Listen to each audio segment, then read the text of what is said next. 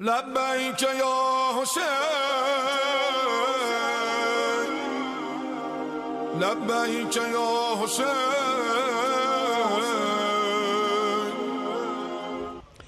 اما بعد فقد قال اللہ تبارک وتعالی فی کتابہ المجید وفرقانہ الحمید وقولہ الحق ما آتاکم الرسول فخذوہ وما نہاکم عنہ فانتہوا۔ کل تک سلسلہ خطاب یہاں تک پہنچا تھا کہ حضرت علی علیہ السلام سے فتح مکہ کے بعد جب قبیلہ حوازن کی طرف رسول پاک کے تیار شدہ اصحاب کرام جانے لگے، جن کا امیر لشکر حضرت علی علیہ السلام کو مقرر کیا گیا تھا، تو روانگی سے پہلے رسول پاک نے حضرت علی علیہ السلام سے ارشاد فرمایا کہ اے علی کلم الشمس، کہ آپ کھڑے ہوں اور بارگاہ خداوندی میں آپ اپنا مقام فضل و فضیلت دیکھیں کہ خدا نے آپ کو کیا مقام بخشا ہوا ہے۔ تو یہ کل کی تقریر میں تفصیلاً عرض کیا جا چکا ہے۔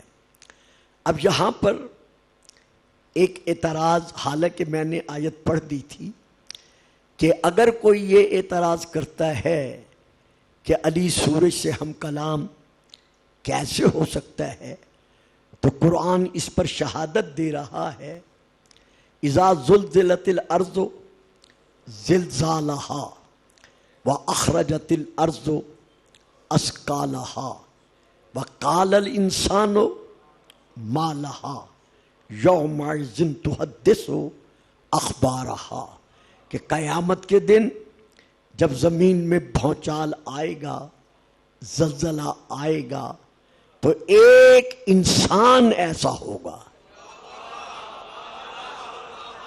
دیکھیے یہ تو آیت ہے اور اس میں واضح طور پر موجود ہے، اذا زلزلت الارض زلزالہا اخرجت الارض اثقالہا وقال الانسان ما لہا، جب زمین میں بھونچال آئے گا اور وہ اپنے سینے میں چھپے ہوئے تمام خزانوں کو ظاہر کر دے گی، تو اس وقت ایک فرشتہ ایسا نہیں ہوگا۔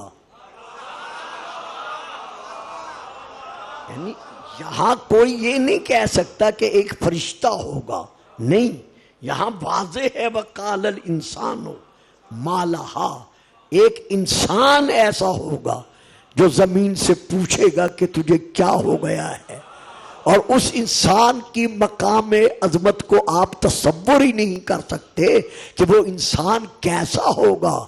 یومئذ تحدث اخبارہا، وہ انسان ایسا ہوگا جو زمین کو اپنی آواز سنا بھی سکے گا اور زمین سے اس کی آواز سن بھی۔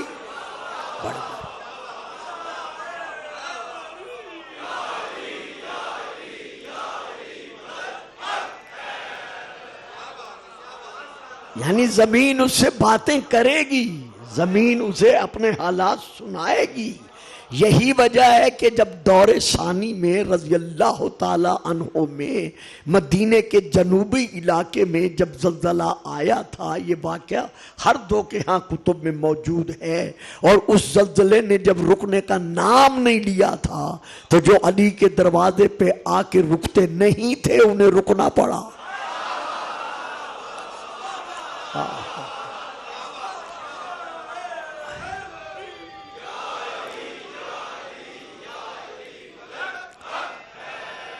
اور عرض کرنا پڑا کہ یا امیر المومنین آئیے اور اس زلزلہ سے پوچھئے کہ یہ رکنے کا نام کیوں نہیں لے رہا. ہم تو دعائیں مانگ مانگ کے تھک گئے ہیں، زلزلہ رک ہی نہیں رہا. جب علی ابن ابی طالب تشریف لائے، سلمان کہتے ہیں یوں محسوس ہوتا تھا کہ رفتار میں آج علی علی نہیں ہے، محمد ہے. تو رسول خدا کے رفتار، گفتار، کردار کے وارث علی جب پہنچے زلزلہ والی زمین پر، تو اب یہ جناب سلمان محمدی کے کلمات ہیں کہ ہم نے دیکھا کہ علی نے 3 مرتبہ زمین پر اس طرح ہاتھ پھیرا جیسے شفیق باپ اولاد کے سر پر.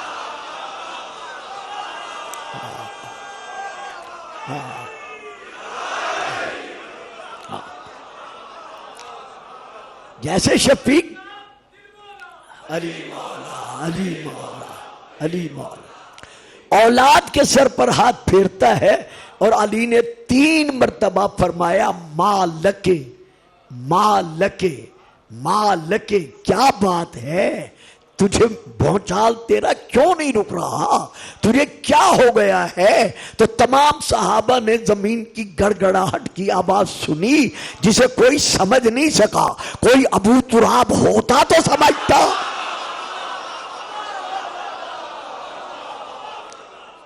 تو 3 مرتبہ مولا علی نے فرمایا ماں لکے تجھے کیا ہو گیا ہے؟ تو ایک گڑگڑاہٹ کی آواز پیدا ہوئی اور اس کے بعد علی نے کچھ کہا جسے ہم نہیں سمجھ سکے. تو بابا ہم کیا کریں، کیسے بتائیں، کیسے کچھ کہیں؟ جو جس عقیدے پہ قائم ہے صحیح ہے، لیکن ہمیں کچھ نہ کہا کرو.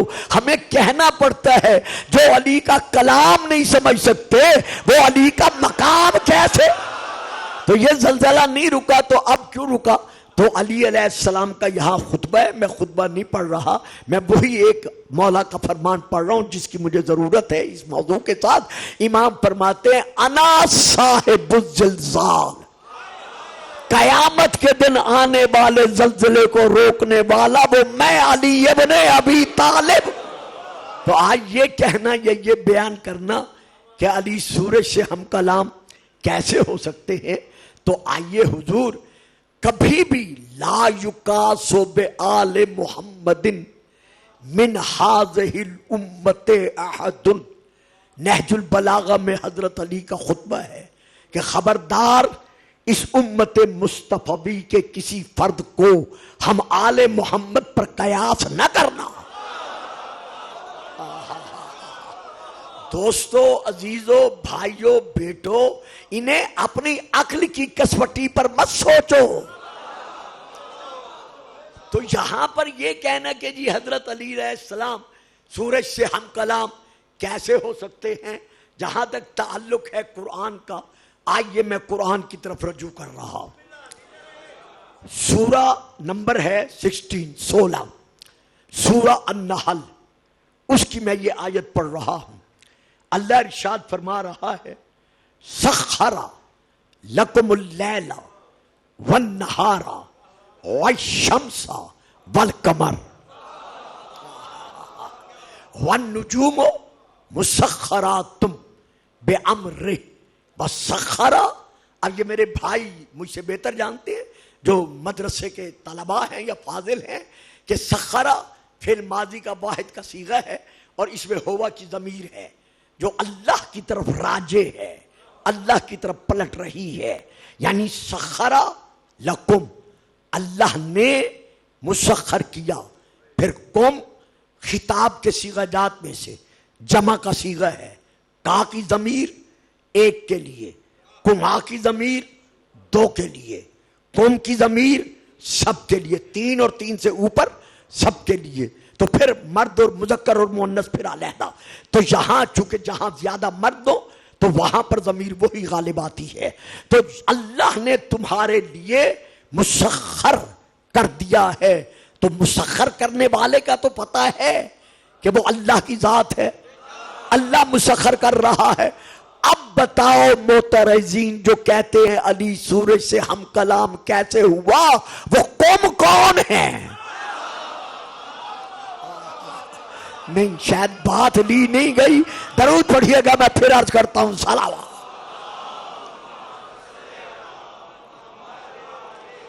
دیکھیے بڑے سادہ لفظوں میں میں نے اسے بیان کیا ہے. اللہ فرما رہا ہے وسخرا، اللہ نے مسخر کر دیا، یعنی تمہارے قبضہ اختیار میں دے دیا. سخرا لکم، تمہارے لیے مسخر کیا. تو بھئی جو مسخر کر رہا ہے وہ تو اللہ ہے. تو جو قوم ہیں جن کے لیے مسخر کر رہا ہے وہ کون ہے؟ اچھا، مسخر کرتے ہوئے قوم والے کون ہیں؟ ان سے کیا کہہ رہا ہے کہ میں نے تمہارے لیے مسخر کر دیا لیلا، رات کو، والنہارا، دن کو، والشمسا، سورج کو، والقمرا، چاند کو، یعنی تم جب چاہو رات کو دن بنا دو. واہ صاحب واہ، میں تو پڑھ گیا، آپ چپ کر گئے. مہربانی صاحب، بڑی مہربانی، بڑی مہربانی. وَسَخَّرَ لَكُمُ اللَّيْلَ، تم جب چاہو رات کو دن بنا دو، تم جب چاہو دن کو رات بنا دو، تم جب چاہو سورج کو پلٹا دو، تم جب چاہو چاند کے دو ٹکڑے کر کے دکھا دو، تاکہ پتہ چل جائے وہ کون ہے جن کو کائنات پر حق اختیار حاصل ہے.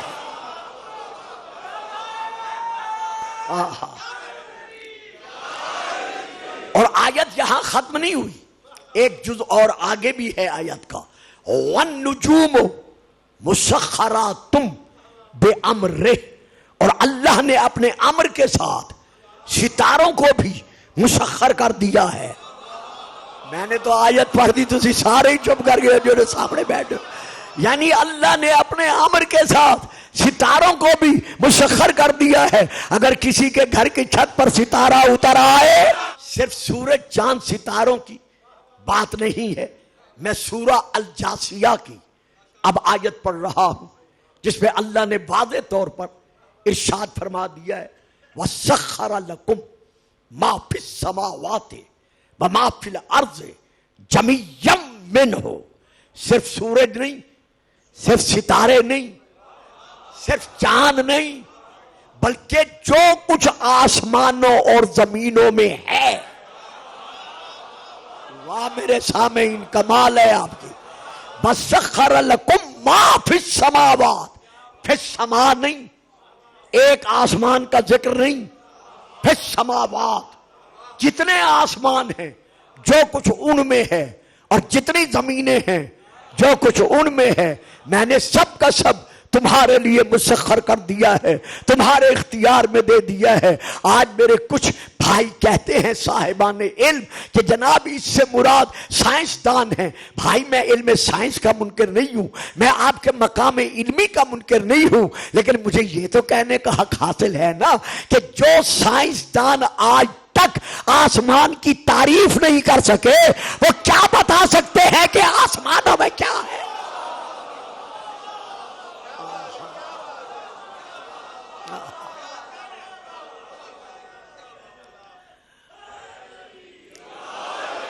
یہی کہا جاتا ہے نا کہ حد نگاہ کا دوسرا نام آسمان ہے. لیکن جن کے لیے اللہ نے مسخر کیا ہے آسمانوں کو، عرش و فرش کو، ان کا کیا دعویٰ ہے؟ سلونی سلونی. واہ جی واہ، سلامت رہو، آباد رہو، جیتے رہو. بڑی مہربانی حضور، بڑی مہربانی. سلونی سلونی قبل ان تفقدونی، جو مرضی میں آئے مجھ سے پوچھو.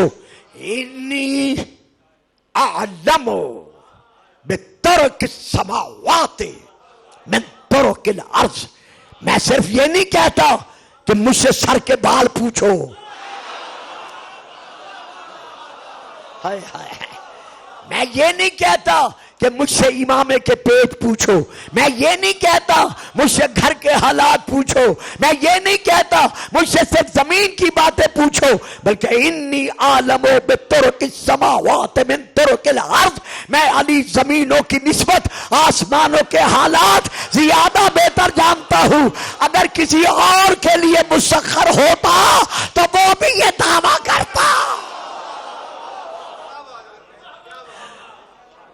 جو کچھ زمینوں میں ہے اور جو کچھ آسمانوں میں ہے، ہم نے وہ سب کچھ تمہارے لیے مسخر کر دیا ہے، لیکن ایک بات یاد رہے، بے امر، اس کے امر کے سائے میں۔ یہ بات انتہائی قابل توجہ تھی، یعنی جتنی میں اس وقت تقریر کر چکا ہوں اس میں سے یہ بات بنیادی طور پر قابل توجہ ہے۔ بے امر، اللہ کے امر کے ساتھ، یعنی کائنات پر حق کے اختیار رکھتے ہیں، رکھنے والے یہ ہیں، دینے والا وہ۔ سورہ دہر کی یہ آیت، وما تشاؤون الا ان یشاء اللہ، اے آل محمد تم نہیں چاہتے مگر وہی چاہتے ہو جو اللہ چاہتا ہے۔ سبحان اللہ جی، جو خاموش بہ رہ گئے ہو، یا ایک فکرہ دے رہا ہوں اس علمی ماحول میں جس پر رکوں گا نہیں، بات بات پہ رکتا ہوں لیکن آج نہیں رکوں گا۔ اے آل محمد تم وہی چاہتے ہو جو اللہ چاہتا ہے، تو پتہ چل گیا کہ آل محمد صرف قول کی حد تک معصوم نہیں، صرف فعل کی حد تک معصوم نہیں، بلکہ ارادے کی حد پر بھی معصوم ہے۔ ہوئے ہوئے ہوئے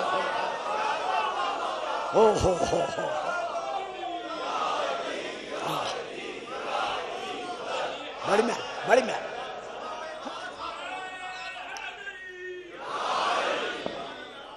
یہ میں کتاب کا نام لے رہا ہوں،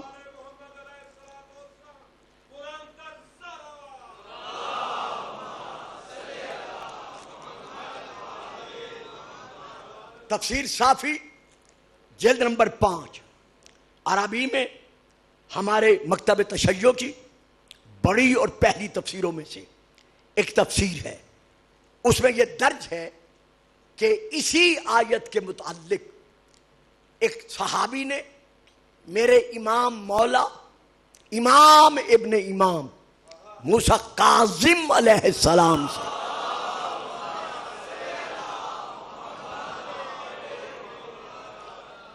یہی سوال کیا تھا، یہ آیت پڑھ کر کہ مولا اللہ جو فرما رہا ہے وَمَا تَشَاءُونَ إِلَّا أَن يَشَاءَ اللہ، اور آپ کے ماننے والے کہتے ہیں کہ اس سے اللہ یہ فرما رہا ہے کہ اے آل محمد تم نہیں چاہتے مگر وہی چاہتے ہو جو اللہ چاہتا ہے۔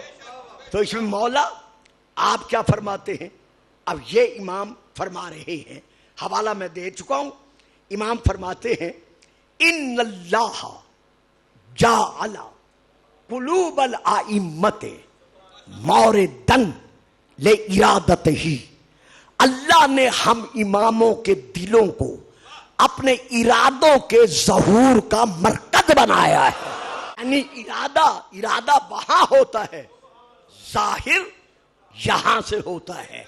اسی طرح آپ ان دنوں میں خاص طور پر حضرت امام حسین علیہ السلام کی زیارت مطلقہ پڑھ رہے ہوں گے، اگر آج کل نہیں پڑھ رہے تو یوم عاشور آپ کو پڑھائی جائے گی، یا جب زیارات پہ جاتے ہیں تو ظاہر جب مولا کی مزار مقدسہ پر پہنچتا ہے تو آپ کے مزار مقدسہ پر تعویذ لحد کے سامنے پہنچ کر جب زیارت مطلقہ پڑھتا ہے امام حسین کی، تو اس میں کیا کہتا ہے؟ یہی کہتا ہے کہ مولا میں گواہی دیتا ہوں کہ ارادت الرب فی مقادیر امورہ تہبط الیکم وتصدر من بیوتکم، کہ اللہ نے کائنات کی تقدیروں کے فیصلے کا جو ارادہ کیا ہوا ہے وہ تمہارے گھروں میں نازل ہوتا ہے اور تمہارے گھروں سے جاری ہوتا ہے۔ پھر میں عرض کرتا ہوں، پہلی کتاب کا نام ہے ینابیع المودت، جلد نمبر 1، دوسری کتاب یہ شیعہ ہے، علل الشرائع، صفحہ نمبر 352 عربی میں. پھر دوسری کتاب اردو میں، وہی جس کا کل میں حوالہ دیتا رہا تھا، آل رسول، جلد نمبر 2. میں ان تینوں کتابوں سے لے کر یہ واقعہ بیان کر رہا ہوں. اور اگر کسی نے مزید شیعہ کسی نے تسلی کرنی ہو تو یہاں لائبریری میں ایک جلد پڑی ہوئی ہوگی جو 15 جلدوں پر مشتمل ہے، شرح نہج البلاغہ. وہ ہے حضرت علامہ آیت اللہ حبیب اللہ خوئی مرحوم آل اللہ مقامہ و نبر اللہ مرکدہ کی. اس کی 15 جلدیں ہیں جو نہج البلاغہ کی شرح ہیں. وہ میں نے ایک مرتبہ گزرتے ہوئے دور سے دیکھی تھی تو وہ 15 جلدیں یہاں پڑی ہوئی ہیں. ان میں بھی یہ واقعہ بڑی تفصیل کے ساتھ ہے، اور بہار میں تو خیر ہے ہی، بڑی تفصیل کے ساتھ ہے، لیکن میں سمیٹ کر بیان کر رہا ہوں. آپ کا ایک صحابی ہے جس کا نام ہے جویریہ. وہ جویریہ صحابی یہ ان سب میں ہے، اہل سنت کے ہاں بھی، اہل شیعہ کے ہاں بھی. وہ جویریہ صحابی یہ بیان کرتا ہے کہ جب علی جنگ صفین سے فرات کا پل عبور کر کے داخل ہوئے عراق کی طرف، یعنی کوفے جانے کے لیے، تو راستے میں جب علی ایک زمین سے گزرے تو وہاں ہم نے دیکھا کہ نماز عصر کا وقت جا رہا تھا. تو ہم تمام صحابیوں نے پکار کر کہا الصلاۃ الصلاۃ. یہ خیر ایک رسم چلی آ رہی ہے، الصلاۃ الصلاۃ. کیونکہ امام کو علم نہیں تھا، تمہیں علم تھا.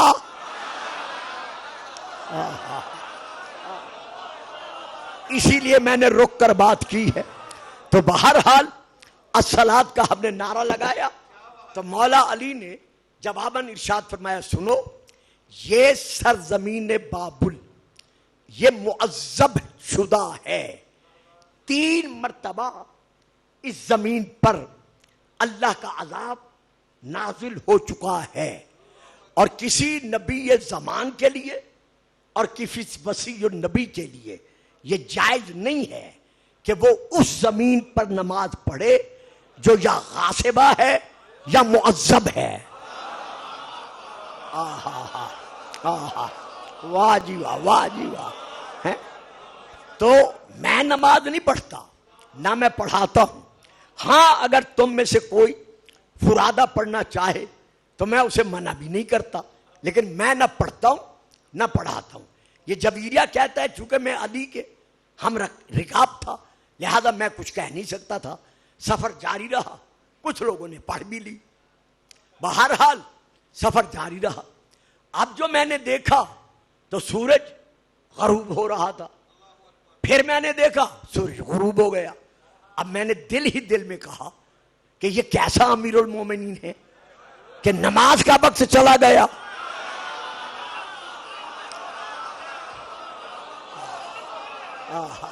واہ جی واہ. ایک فکرہ میں دیتا ہوں، صرف ایک فکرہ دوں گا. 5 12 14 بولیں گے، باقی شاید نہیں بولیں گے. وہ جب نبی نے کسی نمازی کو بلایا تھا،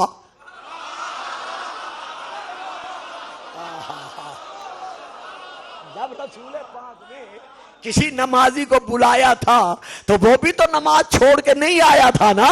تو جب آیا تو مولا نے کہا آیا کیوں نہیں؟ کہا مولا نماز. فرمایا تو جو نماز پڑھ رہا تھا وہ تجھے دی کس نے تھی؟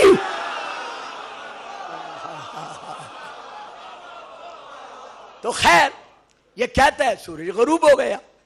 سفر جاری رہا. میں دل ہی دل میں سوچتا رہا کہ یہ کیسے امیر المومنین ہے. یا تھوڑی دیر کے بعد وہ بابل کی سرزمین والا علاقہ گزر گیا. زائرین دیکھ آئے ہیں جس جگہ پر مسجد ہے. تو علی وہاں رکے، رک کر کہا جویریہ. میں نے کہا مولا حکم. فرمایا فأذن، اذان دو.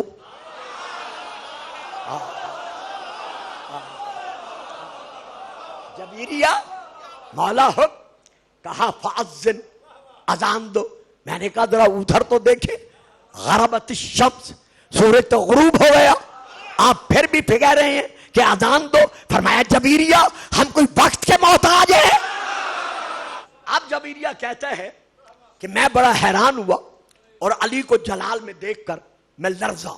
علی نے کہا، ارشاد فرمایا اذن. میں نے کہا مولا پھر یہ تو بتاؤ کس نماز کے لیے؟ فرمایا نماز مغرب کے لیے، نہ نماز عصر کے لیے. کہتا ہے مولا وہ تو غروب ہو گیا. فرمایا میں جو کہہ رہا ہوں اذان دو. یہ کہتا ہے میں نے جلدی اذان دی. جب اذان دے چکا پھر فرمایا اقامت کہو. میں نے کہا مولا وہ کس کی نیت سے؟ فرمایا نماز عصر کی نیت سے. میں بڑا حیران تھا، بھئی سورج ڈوب گیا ہے، سیاہی نظر آ رہی ہے، علی پھر بھی فرما رہے ہیں نماز عصر کے لیے اذان دو، اقامت کہو. چونکہ علی تھے میں نے دینا شروع کر دی. اب جو میں نے دیکھا علی کے شفتیں، علی کے دونوں لب، دونوں ہونٹ ہل رہے تھے. میں نے جو کان کیا تو مجھے یوں محسوس ہوا کہ جیسے علی عربی میں نہیں بلکہ عبرانی زبان میں کچھ کلمات ادا کر رہے ہیں جن کو میں سمجھ نہیں سکا. بس ابھی علی کے لب رکے ہی تھے کہ مغرب کو چیرتا ہوا سورج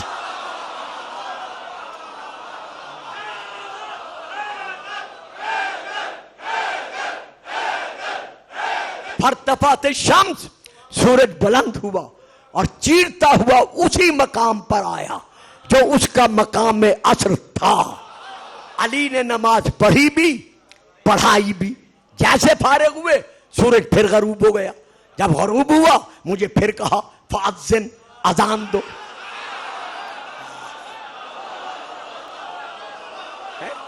فاذن، اذان دو. کہتے ہیں مولا اب کس کی اذان دوں؟ فرمایا للمغرب. اب مغرب کے لیے اذان دو. اب اگلا فکرہ ہے سننے کے قابل. یہی میں فضائل روک رہا ہوں. میں نے یہ جتنی تاریخ پڑھی ہے میں اسی فکرے کو دینا چاہتا تھا لیکن مجھے افسوس ہے ٹائم نہیں ہے، میں دے نہیں سکتا.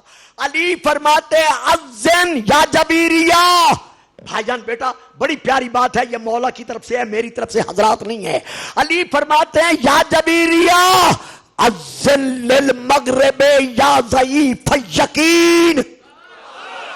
نہیں توجہ کی اے یقین کامل نہ رکھنے والا آزاد ہے. وسخر لکم اللیل والنہار والشمس والقمر. یہ ابھی یوم عاشور آ رہا ہے، شب عاشور آ رہی ہے. اگر میرا اسی طرف توجہ میری رہ گئی تو میں بیان کر سکوں گا کہ یہ مجبور نہیں ہے. محمد و آل محمد یہ حالات کے ہاتھوں میں مجبور نہیں ہے بلکہ یہ قادر ہیں، حق کے قدرت رکھتے ہیں. ہاں امتحان کے مقام پر یہ قدرت نہ دکھا کر، طاقت نہ دکھا کر یہ منوانا چاہتے ہیں کہ جب اللہ کے بندے ایسے ہیں تو اللہ کیسا ہوگا. یعنی ان کا یہ امتحان درس توحید دے رہا ہے، خدا کو خدا منوا رہا ہے. صاحبان غم، صاحبان عزا، کربلا کے میدان میں 3 دولے ایسے ہیں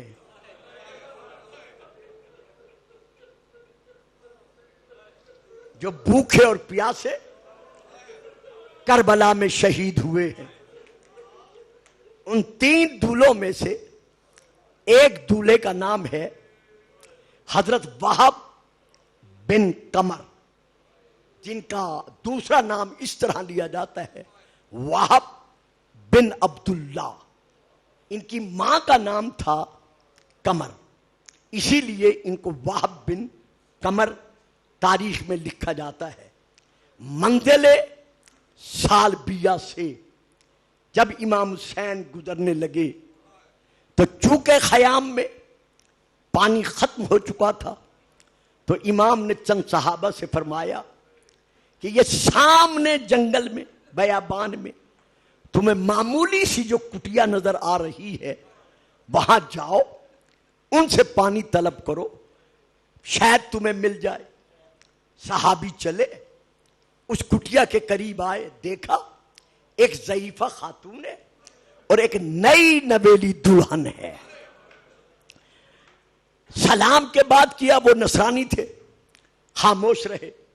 حکم کہا پانی چاہیے اگر ہو کہا نہیں ہمارے پاس پانی نہیں ہے، یہ سامنے ایک کنواں ہے، یہ کڑوے پانی کا ہے، تو میرا بیٹا جس کا نام وہب ہے وہ روزانہ بہت دور جا کر میٹھا پانی لے آتا ہے اور اس پر ہم 24 گھنٹے گزارا کرتے ہیں، لہذا ہمارے پاس پانی نہیں ہے۔ صحابہ پلٹ آئے، آ کر مولا کی بارگاہ میں عرض کیا، امام خود اٹھے، سر پر امامہ رکھا، بنی ہاشم ساتھ چلے، صحابہ ساتھ بڑھے، اس کنویں کے کنارے پر آئے جس کا پانی کڑوا تھا۔ جب اس طرح آتے ہوئے وہب نے دیکھا کہ کچھ افراد میرے گھر آ رہے ہیں تو وہ دروازے سے باہر نکل کر کھڑی ہو گئی کہ یہ کیوں آ رہے ہیں۔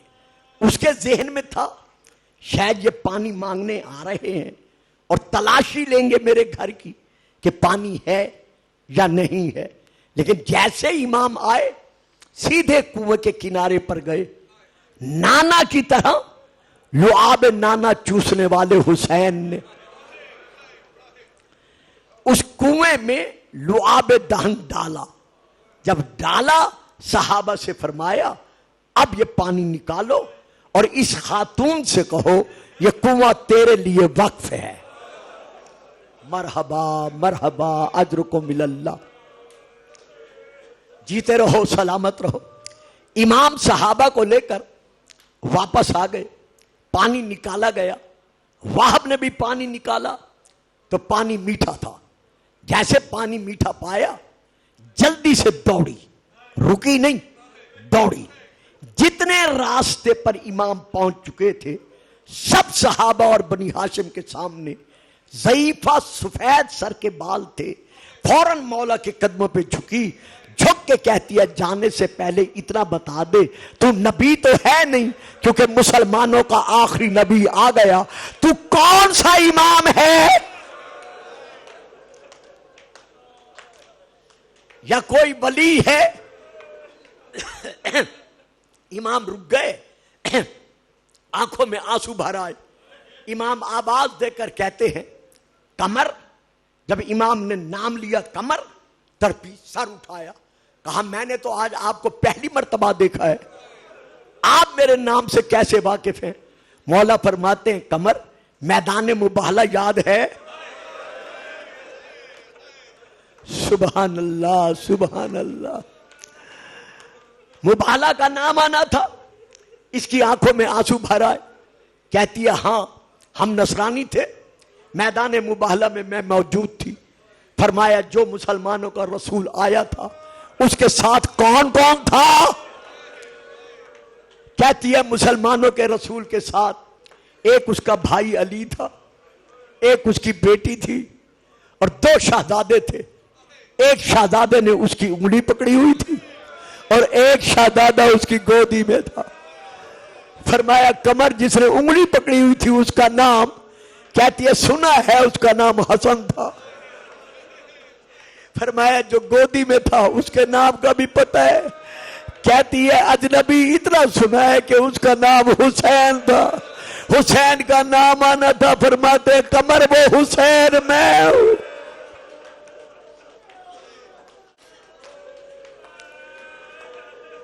روئی، منہ سر پیٹا، ہاتھ باندھ کر عرض کرتی ہے گستاخی ہو گئی ہے، آپ باہر کھڑے رہے، میں نے آپ کو بیٹھنے کی گھر میں دعوت نہیں دی، آپ حسین ہیں تو مولا وطن کیوں چھوڑا؟ امام فرماتے ہیں خود نہیں چھوڑا، نانے کی امت نے چھوڑا دیا۔ کہاں جا رہے ہو؟ مولا کربلا۔ کیوں؟ فرمایا نانے کا دین بچانے کے لیے آنے والے چاند کی 10ویں تاریخ کو میں قربانیاں دوں گا۔ یہ کہا حسین چلے گئے، قافلہ روانہ ہو گیا مولا حسین کا۔ کافی دیر کے بعد اس کا بیٹا شکار پر گیا ہوا تھا، جب واپس آیا دیکھا کہ ماں رو رہی ہے، دیکھ کر کہتے ہیں ماں خیر تو ہے، آج تو رو کیوں رہی ہے؟ کہا بیٹا میں تجھ سے اپنا حق مانگتی ہوں۔ جب کہا نا میں تجھ سے اپنا حق مانگتی ہوں، کہتے ہیں ماں کیسا حق، کیسی باتیں کر رہی ہو؟ کہتی ہے بیٹا آج سے میں دین نصارہ پر نہیں، میں دین اسلام پر ہوں۔ سارا واقعہ سنایا، سنا کے کہتی ہے کربلا میں حسین نے دین کے لیے قربانیاں دینی ہے۔ 10ویں محرم کے دن میں تجھ سے حق یہی مانگتی ہوں کہ کربلا میرے ساتھ چل، یوم عاشور حسین پہ قربان۔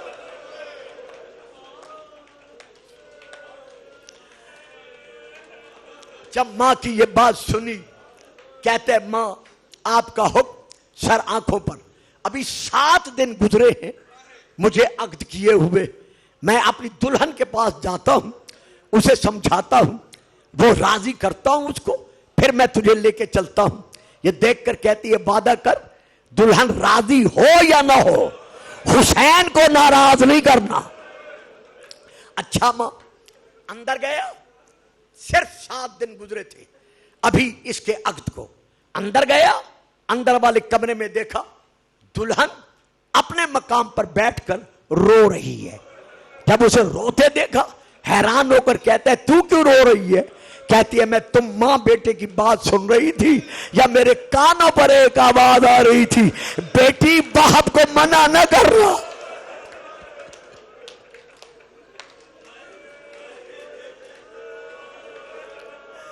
اللہ جانے یہ مجھے بیٹی کہنے والی کون تھی۔ بہرحال مولا کا قافلہ کربلا پہنچ گیا۔ یہاں 2 تاریخیں ہیں، ایک تاریخ یہ ہے یہ وہب اپنے بیٹے کو لے کر اپنی بہو کو لے کر 9 محرم کو پہنچی، اور ایک تاریخ یہ ہے کہ اس سے کچھ قبل پہنچی۔ بہرحال دونوں تاریخیں موجود ہیں۔ یہ کربلا پہنچ گئی، 10ویں کا دن نمودار ہو گیا۔ امام حسین علیہ السلام نے قربانیاں دینی شروع کی۔ میں نے عرض کیا ہے نا 3 دولے قربان ہوئے ہیں کربلا کے میدان میں۔ اب اس کی ماں نے اسے بھیجا جاؤ مولا سے اجازت لو۔ جب اجازت لینے کے لیے آیا مولا نے فرمایا جاؤ اپنی دلہن کو لے جاؤ، یہ میرا امتحان ہے، میں قربانیاں دوں گا، میرے گھر کے جوان حاضر ہیں۔ ہاتھ باندھ کر کہتے ہیں مولا ماں نے کہا ہے میرا حق یہی ہے کہ تو نے مولا کے قدموں پر قربان ہونا ہے۔ فرمایا اچھا پھر جا کر اپنی دلہن سے پوچھ کر آ کیا وہ راضی ہے۔ جب گیا دلہن کے قریب تو پھر اس کو روتے دیکھا، کہا اب کیوں رو رہی ہے؟ کہتی ہے وہب مولا کی خدمت میں تجھے بھیجتی ہوں، میں سن رہی تھی روانہ کرتی ہوں، لیکن مجھے ساتھ لے چل مولا کے سامنے۔ کیوں کیا کہے گی؟ کہا نہ تیرے سامنے نہیں کہتی، مولا کے سامنے لے جا، میں وہاں کچھ کہوں گی۔ یہ ہاتھ پکڑ کر مولا کے سامنے لے آیا، سر جھکا کر سلام کر کے آنسو برسا کے کہتی ہے زہرا کا لال میں نے سنا ہے کہ جب کوئی مسلمان شہید ہو جاتا ہے تو حوریں اس کا استقبال کرتی ہیں اور اس کے جنت میں جانے تک اس کے ساتھ رہتی ہے۔ مولا مجھ سے اسے وعدہ لینے دو کہ قیامت کے دن یہ مجھے جنت میں لے جائے گا۔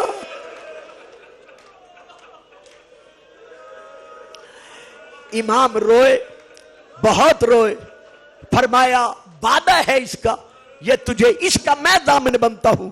کہتی ہے مولا دوسری گزارش یہ ہے میرا ہاتھ اپنے پردے داروں کے ہاتھوں میں دے تاکہ کل میں ان کی کنیزی سے الگ نہ رہ سکوں۔ فرمایا یہ بھی منظور ہے۔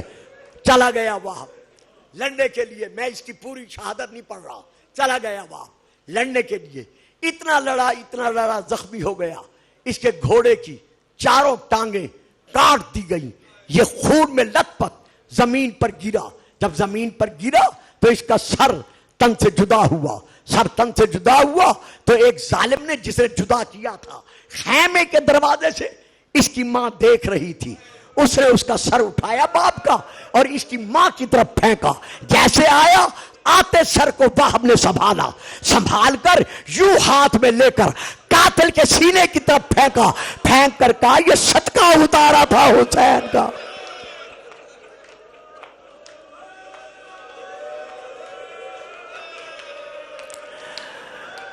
مرحبا مرحبا مرحبا، یہ صدقہ اتارا تھا حسین کا۔ جو صدقہ اتارا جائے وہ واپس قبول نہیں نہیں کیا جاتا. اتنے زور سے سر پھینکا, قاتل کے سینے میں لگا, قاتل مر گیا. جب جناب وہب پر کتنا ظلم ہوا, چاروں طرف سے جناب وہب کے لاشے کو پکڑ کر کسی نے دائیں گھسیٹا, کسی نے بائیں گھسیٹا. جب وہب کی بہو نے یعنی اس کی دلہن نے, بیوہ نے یہ منظر دیکھا, ایک بانس ایک عمود خیمے کا لے کر جلدی سے وہب کے لاشے کی طرف دوڑی. جو کوئی لاشا ادھر یا ادھر کھینچتا تھا یہ عمود کے ساتھ اس پر حملہ کرتی تھی. لیکن ہائے وہ وقت قیامت جب چاروں طرف سے اس نے دیکھا کہ کوئی وہب پر رحم کرنے والا نہیں ہے اور کسی نے لاشا کھینچا تو اب چیخے مار کر یہ وہب کے لاشے پہ گر گئی. اس کا گرنا تھا, رونے والوں اتنے تیر لگے, اتنے پتھر لگے کہ یہ کربلا کے شہیدوں میں سے پہلی شہیدہ ہے, جو پہلی مرتبہ پہلی شہیدہ ہے. یہ ہے ایک دولہ. دوسرا دولہ حضرت نافع بن ہلال. یہ وہ دولے ہیں جو کئی ہفتوں کے دولے تھے, یہ بھی کربلا میں مارا گیا. تیسرا دولہ جو صرف ایک رات کا دولہ ہے, جس کے غم میں رونے کے لیے جمع ہوئے ہو, جو مدینے میں صرف 3 سال کا تھا, اپنی آنکھوں سے دیکھتا رہا کہ میرے بابے کا کلیجہ کٹ کٹ کر منہ سے باہر آ رہا ہے.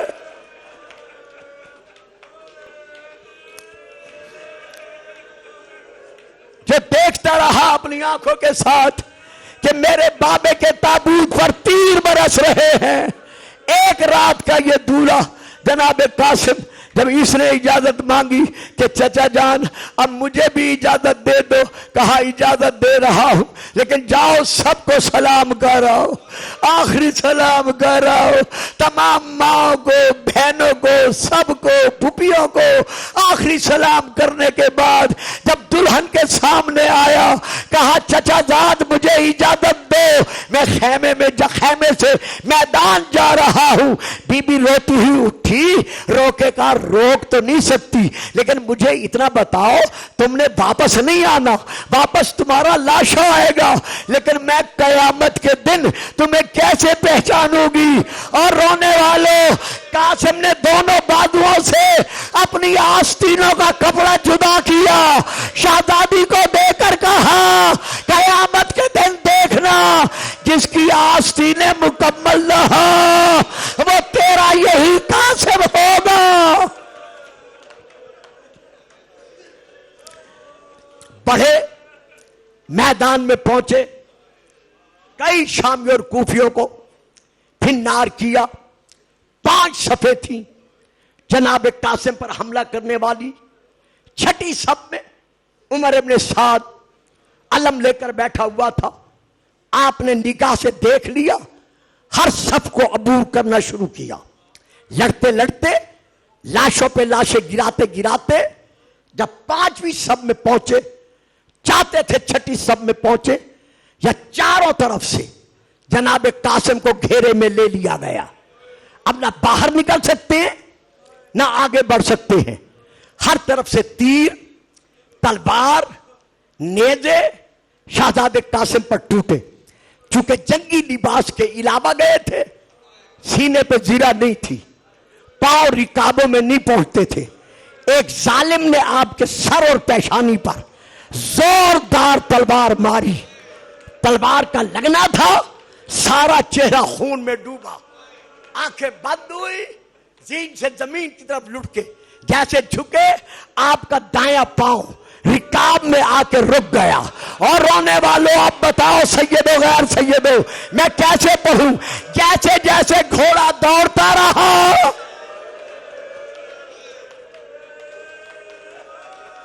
رو لو یہ راتیں غم کی ہیں, یہ عزاداری کی ہیں, یہ بطول کے گھرانے کو پرسہ دینے کی ہیں.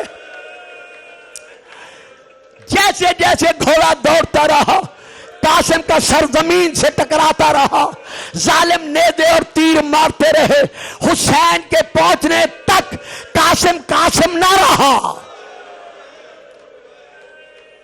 کئی حصوں میں شہزادہ قاسم تقسیم ہو چکا تھا. اب یہاں ایک روایت پڑھی جاتی ہے, میں نے بزرگ علماء سے سنی تھی, ہمیشہ پڑھتا ہوں, پچھلے سال بھی میں نے پڑھی تھی. جیسے امام قاسم کی طرف بڑھے, امام نے دیکھا کوئی برقع پوش ہے, چادر پوش ہے. انہوں نے ایک جگہ پر چادر بچھا کر قاسم کی لاش کا کوئی ٹکڑا کہیں سے, کوئی کہیں سے, کوئی کہیں سے اٹھا کر چادر میں جمع کر رہے ہیں. اب امام جانتے تھے یہ کون ہے, لیکن آپ کے لیے پوچھا کون ہو میرے یتیم کا لاشا جمع کرنے والے. اس جوان کی دھاڑیں نکل گئی, رو کے کہا او میرا غریب کربلا بھیا, او میرا مظلوم کربلا بھیا, او میرا اکیلا لوٹا جانے والا بھیا حسین, حسین میں حسن آ گیا ہوں. لے لو, لے لو, سانس لے لو. روتے بھی جاؤ, مسلسل رونا ہمارے بس کی بات نہیں ہے. یہ امام حسین کا غم کتنا بڑا معجزہ ہے. تلوار سے لڑ کر امام پہنچے قاسم کے لاشے تک.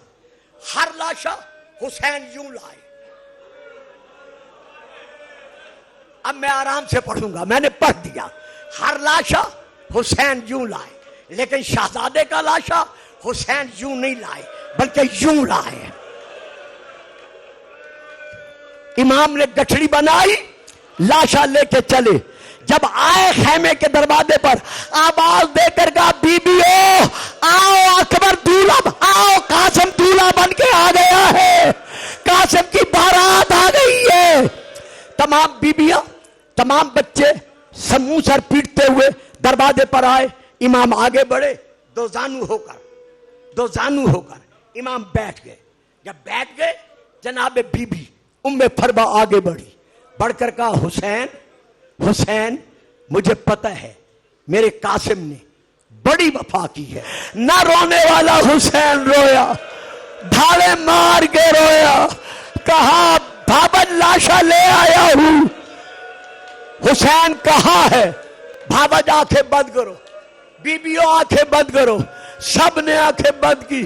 حسین نے انا للہ و انا الیہ راجعون پڑھتے ہوئے اب گٹھڑی کھول کر کہا بیبیوں اب ذرا دیکھو. اب جو بیبیوں نے دیکھا کوہرام ماتم بپا ہوا, ہر طرف سے کوہرام ماتم بپا ہوا. کسی نے ہائے قاسم کہا, کسی نے ہائے یتیم کہا, سب رو رہے تھے.